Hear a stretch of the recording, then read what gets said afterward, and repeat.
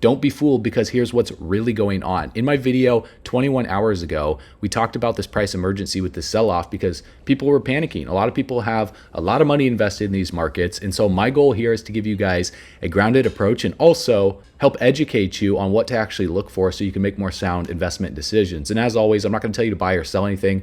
I don't give you financial advice. Go consult your financial advisor because they're just as clueless as the rest of us. What I am here to provide you with is data, facts, and a viewpoint that has guided me over the years when looking at the charts. So that way I don't buy the top and sell the bottom. Because in this video right here, I broke down my expectations for Bitcoin in the short term when Bitcoin was at $112,000. And if you just watch this video, I explained for confluence on the stochastic RSI and the relative strength index what I look for. And sure enough, if we look at the chart for Bitcoin right now, with this bounce up that happened and this sell off further to the downside, well, sure enough, that's exactly what's taking place. Now, what do we need to look for here? Okay, if I clear the chart, you don't need to have a crystal ball here. You don't need to be a fortune teller to know what's going to happen next. You need to know how to look for confluence on the chart regardless of price, because unlike what this comment said right here, where most people hold until price points are hit, and therefore you should forget technical analysis. Well, he doesn't truly understand technical analysis at all, because it's not about price points being hit, because we don't really pay attention to price. Price doesn't matter. It's all about using confluence of price action,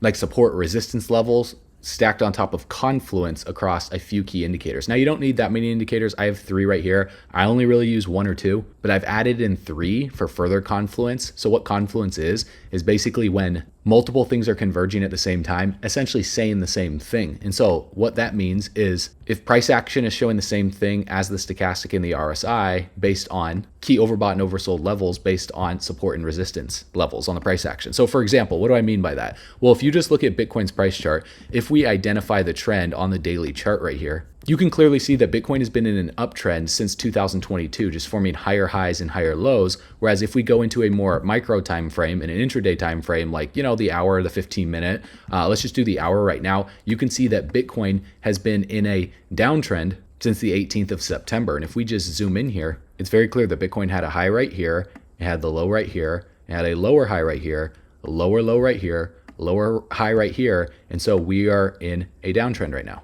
Now, once you identify the trend, we want to look for key support and resistance levels to watch. And if you just look right here, where Bitcoin recently got rejected from, this is a support zone, and it's not an exact price level, it's a range, because it's not exact. Support isn't an exact price point because sometimes it can go a little bit below it or just stop short of it. And it's the same thing for resistance. So the resistance is roughly around $113,300-ish, whereas the support, we have a few different levels here based on the past. One key level is around $110,500 right here within this range, because this acted as support several times throughout this reversal on Bitcoin's price chart. It acted as support back here as well, and it was resistance all the way back here, going as far back as May of this year, June of this year, and even July. And so this would be the area that I'd be watching for Bitcoin to sell off into, just like I mentioned right here in my video yesterday. Now, once we've identified the trend and we've marked our support and resistance levels, we now need to look at these key indicators to see what's happening here to understand where the momentum is at. Because when you can spot momentum, then you can understand how to look for nuanced points for different divergences, whether they be bullish or bearish. So when we're in a downtrend, what I look for is I look for bullish divergences on these key indicators to understand when the momentum is slowing down from bearish momentum to eventually bullish momentum. So I've explained this in previous videos. A bullish divergence is when the price chart makes a lower low, like what's happening right now since yesterday, and these key indicators, arguably the RSI is what I only use for this, is making a higher low. And as you can see, if we look at the RSI right here, you can see this is the start of a bullish divergence. The price chart has made 1, 2, and now 3 lower lows. Then this low right here, if we're counting the candle body closes, if we're just counting the wick, then it's made 2 lower lows, but nonetheless, the RSI has made 1, 2 higher lows. So that's the start of a bullish divergence, showing that momentum is slowing down from bearish momentum to where inevitably at some point we will see a reversal to bullish momentum. Now also, if we stack that with the stochastic RSI, sometimes you can see divergences on the RSI, but I don't usually use this for divergences. I use this as overbought and oversold regions. For example, when we're below 20, we're generally oversold. When we're above 80, we're generally overbought. And I pair this with bullish divergences. So right now we're at 22 and 10. experiencing a bullish cross, which means that in the short term, we could see a bounce up for Bitcoin. But because we're still in a downtrend, if we do not clear this high right here, Bitcoin could reject and come a little bit lower within this zone of support around $110,000-ish. Also, we're seeing a bearish cross right here on the MACD below the zero line. And so this tells me there's still some selling pressure right now until at least Bitcoin clears $113,500. We're just going to remain in this downtrend until we come closer to this zone of support right here. And that would give more time for this bullish divergence to play out, because just when you see like the first point of contact or the second point of contact on a higher low for the relative strength index, and like the first or the second lower low on the price chart, doesn't mean that the bullish divergence is done playing out. Sometimes it plays out for an extended period of time before we see a reversal back to the upside. So the key thing that we look for here is price action confirmation of a trend change. And so we would need to be putting in higher highs and higher lows. And so this is the current resistance right now that I would want to see Bitcoin clear to get more bullish on the market. Otherwise, we're going to come closer to these levels down here before we see a reversal back to the upside. Now, I also explained this on the total 2 chart on how total 2 would go sideways / down in the short term because of what was happening on the stochastic RSI and the relative strength index. And sure enough, we're just kind of hanging out here, going a little bit lower. Look at the stochastic RSI. We're still in a downtrend. We're at 16 and 2.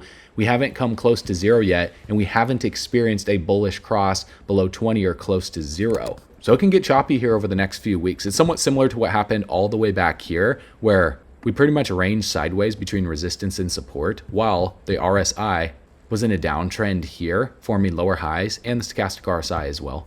So what that could look like on the price chart, after we see the price sell off for a little bit, is a bounce like this, followed by another sell off and coiling up like this, and pretty much just going sideways between resistance and support. So I don't expect too much in terms of price action. It doesn't matter to me what happens between $1.74 trillion and $1.5 trillion, because that's really just a washing machine of price action through here. What I look for is, again, confluence on multiple indicators of being oversold to get a better entry point. And so I would want to see the stochastic RSI closer to 0. Down here, I would want to see the relative strength index drop closer to 30. We're at 45 right now in the middle of a range. And I would want to see the MACD bottoming out and then forming a bullish cross to reverse back to the upside. Once I see these types of things taking place, then that gives me more confidence that the sell-off is over and we're going to reverse to the upside. Until then, it's really just these short-term bounces that are failed recovery rallies until we inevitably find the low, and then we reverse on out of here and see a massive liquidity injection. And so that could be falling wedges, that could be some other type of triangle pattern. It doesn't matter what it is. What matters is what these key indicators are all telling us.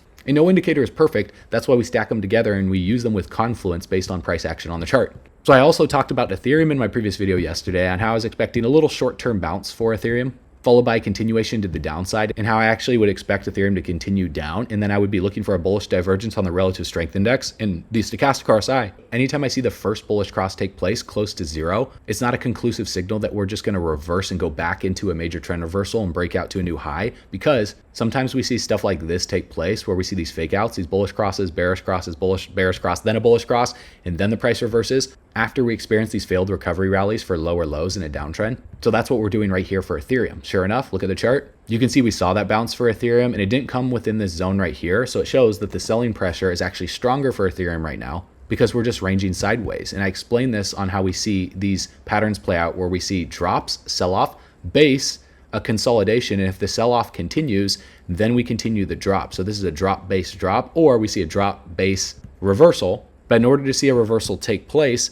that's when we look at the RSI, the stochastic, and then sometimes the MACD if you want. So looking at the stochastic RSI, sure enough, we had a bullish cross here. We reversed back to the upside, but look at the weak recovery on the price action on the chart. Ethereum couldn't even muster enough strength to come back up to this level that it was at before the sell-off took place. The RSI did bounce as well, and now it's just hanging out here at 43, and the stochastic RSI is at 55 and 34. So this is not a conclusive bullish signal right now for Ethereum because we're in the middle of a range on both of these indicators. Also, the MACD is starting to roll over a little bit right here below the 0 line. So what I would want to see for Ethereum, again, it's not going to happen exactly like this, but I would want to see Ethereum sell off a little bit further alongside Bitcoin, form a lower low, in the relative strength index to form a higher low like this to spot a bullish divergence, because you don't need to catch every trade. You can miss some trades here. As long as you're not buying too early and then you have to go through these long consolidation phases like this before a reversal takes place, that's how you get better entry points. So we need a little more time for this to play out here, at least on the hourly chart for Ethereum,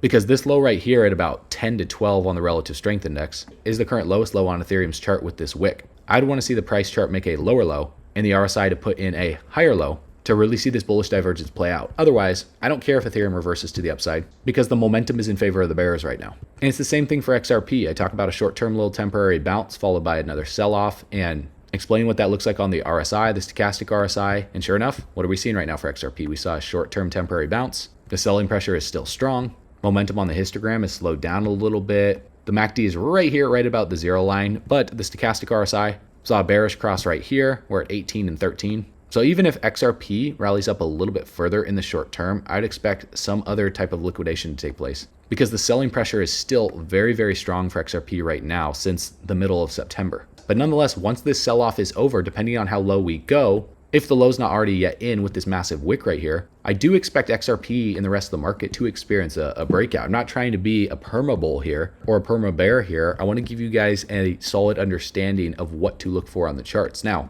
doing that will make you a better investor. For example, looking at what happened for XRP back here, we were in such a strong downtrend since July of this year, and ultimately just putting in lower highs and lower lows until we saw XRP break this descending resistance right here, hold on top of it as support. And simultaneously, we saw several higher lows on the relative strength index for XRP building up to this major breakout. Then we started this bearish divergence on the breakout here for this short-term trend reversal that is now selling off back to the downside. So we need to see some sign of strength here for XRP. Otherwise, it just gets rejected from this descending resistance and sells off further to the downside. So once you see the relative strength index experience a major sell-off and a drop closer to, zero, below 30, this one right here was at 14, patience is your best friend here because it's very similar to what happened here at the tail end of August when the RSI dropped down here. The price chart for XRP was right around here. So we saw this short-term relief rally, form a resistance, sell off for the low, come back into resistance, rejection. Resistance, rejection. This is the neckline. We break through resistance, we hold it as support, and then we see a sign of strength. This is a sign of strength for a trend reversal. So right now, this resistance is where we're watching for XRP, and that's roughly around $2.90. If it doesn't clear that, we could get rejected and then just trade below it for a period of time until we see some type of sign of strength like this taking place on the price chart. Also, more time for the relative strength index to start putting in higher lows like this. So patience is your best friend here as we go into October because these ranges take time to play out. So I would want to see momentum building on the MACD as well too with these higher lows because we just experienced this major bullish cross well below the zero line, very similar to what happened back here on the 29th of August while the RSI was down here. It's pretty similar. So if there's a pullback, I would expect the price chart to make a lower low, the RSI to make a higher low, the MACD to make a higher low, which is what? That's confluence. Because if we're seeing a bullish divergence on the relative strength index, a bullish divergence on the MACD, that strengthens the signal of a potential reversal coming. So that's what I'd want to be looking for on XRP's price chart. Now that may not happen, we'll just see. Personally, I don't care, but that gives me a better entry point if it does happen. And if it doesn't happen, well then we've been talking about XRP ever since 2022. So it doesn't really even matter because the day-to-day becomes irrelevant when you have macro conviction. Plus, look at what's about to happen to the macro economy here. Donald Trump is about to give a major speech, dropping some extremely bullish news, which I think is going to positively impact the market. Even though a lot of the fundamental news doesn't impact price action at all, this news is going to be major. So this speech is going to be coming at a time while the stochastic RSI on others chart is bottoming out here. We're at 1.72 and 9.60. So I'd expect there to be a reversal on the stochastic RSI back up. We'll see how high it puts it. Like I just mentioned in a previous video, sometimes these reversals are short little bounces followed by continuations to the downside, but just expect some volatility here. I would expect there to be some type of bounce. It'd probably just be a lower high and then for us to coil up here as we continuously put in higher lows over the next 1 to 2 weeks. So the smartest thing that you can possibly do is keep your eyes peeled for the best projects that have yet to launch or projects that have already launched that are currently undervalued right now in the most popular sectors like artificial intelligence, real world assets, DePIN, DEXs, even meme coins. And our team is here to help you spot those projects. For example, Our research team posted GOAT on the 13th of October of 2024 when it was right at a penny, and since then it rallied to over $1, 5,000%. That's like turning $1,000 into over $50,000. Our team called Pendle at only a $16 million market cap, or 16 cents, back on February 18th of 2023, all the way back here, and since then it's rallied up over 4,000%. That's a 40x. It's like turning $1,000 into over $40,000. Our team also called BitTensor Tau September 15th, 2022, before the token was ever even launched. And since then, Tau has rallied over 2,000%. That's a 20x. Our team even said Solana is most likely to be one of the easiest trades next year, and this was posted December 29th, 2022, on the day that Solana bottomed out at around $8. And since then, Solana looks like it's up over 2,500%. That's a 25x. It's like turning $1,000 into over $25,000. The list goes on and on and on. Our team called Sui, Ondo, and even some of the biggest cult-based meme coins like MOG back in July 20th of 2023, the day that MOG launched. So if you want to learn how our team is finding these altcoins before they explode, we just launched Altcoin Pro University, where our research team gives you real-time altcoin picks with explosive potential for this bull run, along with 100+ expert curated classes crafted by industry experts to discover these gems yourself, on top of our live weekly calls every single week for in-depth crypto market analysis and daily updates. And that's just a fraction of what we offer inside of Altcoin Pro University through the link below. And although we make no guarantees because crypto is definitely risky, guys, this is only $97 a month or $970 a year. If you want to save $194, getting 2 months for free and unlock some exclusive bonuses, just go through the link in the description below. Get in right now. Watch the 26-minute video covering everything that Altcoin Pro University offers to help you become the first millionaire in your family tree, if that's a goal of yours. And you can get started through the link in the description below right now, or you can go to bullrunners.com to take advantage of the bonuses we're giving you before they expire. Everyone is loving the community. They're loving the education. They're getting access to real-time altcoin picks first before we ever make videos about them. So click the link in the description below, watch the video, and I'll see you on the inside.